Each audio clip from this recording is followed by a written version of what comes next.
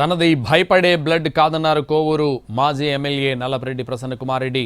దాక్కోవాలనే ఆలోచన తనకు లేనే లేదన్నారు. పోలీసులు వచ్చి తనను అరెస్టు చేసుకోవచ్చని సవాల్ విసురుతూ ఎమ్మెల్యే ప్రశాంతిరెడ్డిపై మరోసారి విమర్శలు చేశారు ప్రసన్నకుమార్ రెడ్డి. డబ్బు ఉందనే అహంభావంతో ప్రశాంతిరెడ్డి దాడులు చేయిస్తోందని ఆరోపించారు. తన ఇంటిపై దాడి చేసిన వారిని అరెస్టు చేయాలని డిమాండ్ చేశారు నల్లపరెడ్డి ప్రసన్నకుమార్ రెడ్డి.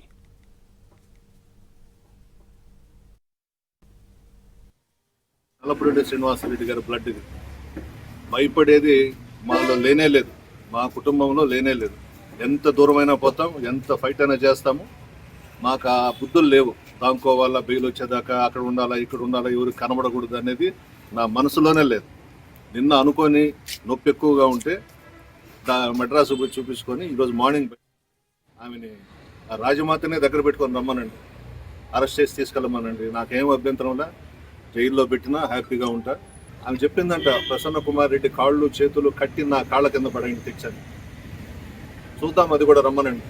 ఎవడొస్తాడో రమ్మనండి, ఉన్నా ఇక్కడనే నేను మాట్లాడొచ్చా ఆ మాట. అంటే నడమంత్రపు సిరి కాబట్టి మధ్యలో వచ్చిన డబ్బుతో, అహంభావంతో